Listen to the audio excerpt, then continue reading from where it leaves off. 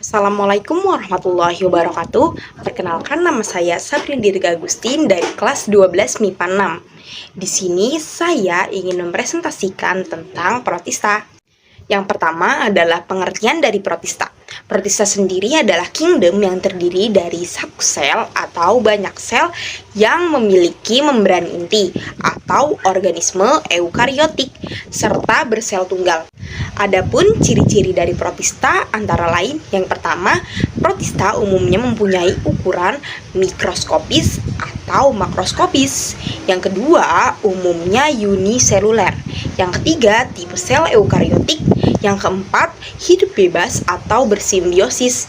Yang kelima, habitat umumnya di tempat lembab. Yang keenam, bersifat aerob dan anaerob. Kenapa protista berbeda-beda? Ada yang bersifat aerob ataupun anaerob. Karena sebagian protista ada yang memerlukan oksigen untuk proses respirasi yang bertempat pada mitokondria, dan bersifat anaerob karena tidak memerlukan oksigen pada respirasi dengan bersimbiosis bersama bakteri yang bersifat aerob. Yang ketujuh, bersifat heterotrof dan bersifat fotoautotrof. Bersifat heterotrof karena memperoleh makanan dengan mengaborsi molekul organik, dan sebagian lagi bersifat fotoautotrof karena memiliki kloroplas atau zat hijau daun sebagai tempat untuk menangkap energi matahari. Yang kedelapan, bersifat motil. Apa sih motil itu? Motil itu adalah sebagian protista yang mempunyai motil itu bergerak bebas. Seperti mereka mempunyai alat gerak seperti flagel, bulu cambuk, silia, rambut getar, dan lain-lain. Nah, hal itu membuat mereka bergerak bebas. Jadi motil itu sendiri artinya bergerak bebas. Yang selanjutnya adalah klasifikasi protista. Protista adalah kingdom yang memiliki klasifikasi yang sangat banyak. Yang pertama itu adalah protista mirip hewan atau bisa kita sebut dengan protozoa. Ciri-ciri dari protozoa yang pertama merupakan hewan uniseluler, yakni ukuran tubuh hanya sekitar 10.200 UM.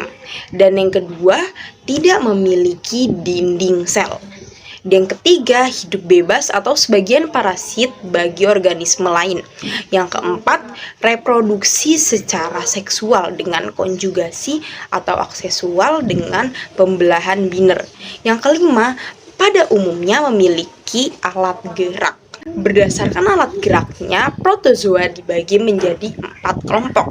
Yang pertama itu adalah filum Rhizopoda. Filum Rhizopoda adalah dilakukan dengan menggunakan kaki semu atau pseudopodia.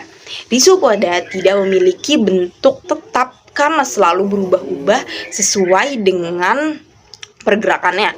Selain berfungsi untuk pergerakan, kaki semu juga berfungsi untuk menangkap makanan. Rhizopoda berkembang biak dengan cara membelah diri secara langsung atau pembelahan biner. Contoh filum Rhizopoda adalah amuba. Yang kedua ada filum Chilata. Chilata biasanya memiliki 2 inti sel yang disebut makronukleus berukuran lebih besar dan mikronukleus yang berukuran lebih kecil.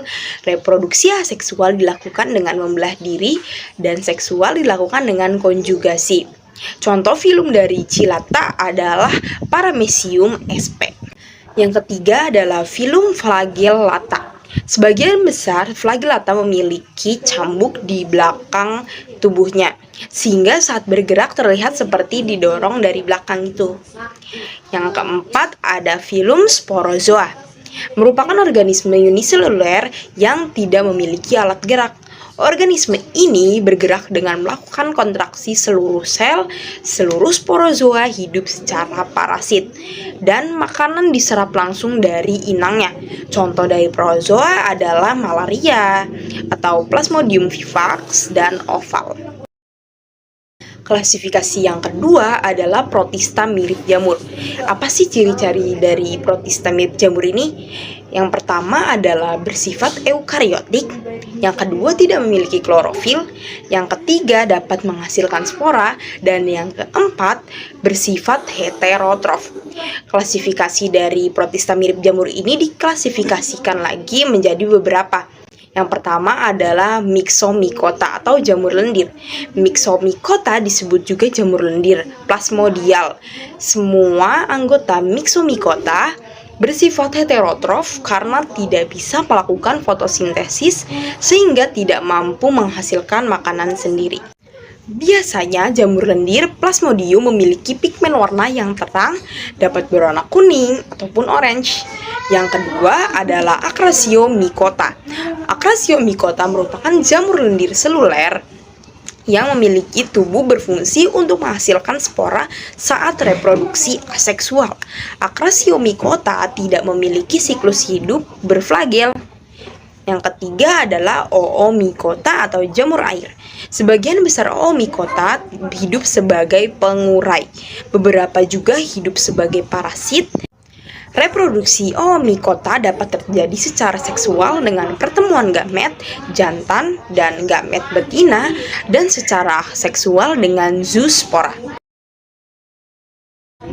Yang ketiga itu adalah protista mirip tumbuhan. Ini adalah klasifikasi yang ketiga ya teman-teman. Protista mirip tumbuhan sendiri adalah bersifat uniseluler, sering disebut fitoplankton. Sedangkan protista mirip tumbuhan itu multiseluler, yang biasa disebut dengan alga. Ciri-ciri alga sendiri yang pertama adalah bersifat uniseluler dan multiseluler. Yang kedua, bentuk tubuh tetap karena adanya dinding sel. Yang ketiga, memiliki beberapa jenis klorofil seperti klorofil A, klorofil B, klorofil C, dan klorofil D. Yang keempat, algae uniseluler dapat hidup soliter ataupun membentuk koloni. Yang kelima, memiliki pigmen fotosintetis selain klorofil seperti xanthofil kuning, fucosianin biru, dan lain-lain. Yang keenam, memiliki bentuk kloroplas yang bervariasi seperti spiral, cakram, jala, mangkung, bulat, dan lainnya. Yang ketujuh, dapat hidup seperti plankton, neuston.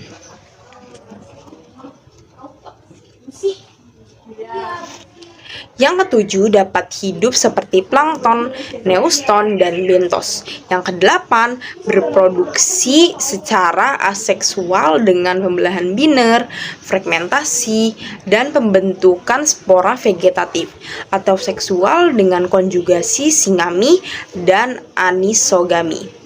Algae dapat dibagi menjadi beberapa, antara lain kelompok yang pertama itu adalah Euglenophyta. Filum Euglenophyta merupakan organisme uniseluler yang memiliki flagela atau bulu cambuk. Bintik mata yang dapat menangkap cahaya disebut stigma dan kloroplas. Hidup secara heterotrof dan autotrof. Berkembang biak dengan cara membelah diri. Yang kedua ada Chrysophyta. Chrysophyta atau kita sebut dengan algae emas. Filum Chrysophyta merupakan organisme yang anggotanya memiliki variasi bentuk dan struktur. Alga emas ini biasanya memiliki warna coklat keemasan, lebih mencolok. Habitatnya banyak di air tawar dan tanah lembab, juga dapat ditemukan di lautan. Yang ketiga ada Pyrophyta. Pyrophyta atau Dinoflagellata ganggang api memiliki pigmen klorofil A dan C, xanthofil dinosatin, dan vicobilin. Spesies Dinoflagellata biasanya merupakan organisme uniseluler, namun ada juga yang multiseluler. Ganggang api ini memiliki dua flagellata yang dapat membuat gerakan memutar sehingga sering disebut dinoflagellata. Dino sama dengan pusaran air. Yang keempat itu Phaeophyta atau ganggang coklat. Phaeophyta adalah kelompok protista mirip tumbuhan yang memiliki pigmen dominan berupa karoten yaitu fucoxanthin sehingga memberikan warna coklat pada tubuhnya. Yang selanjutnya adalah Bacillariophyta. Secara umum Bacillariophyta atau diatom merupakan organisme uniseluler yang tidak bergerak dan hidup sebagai plankton.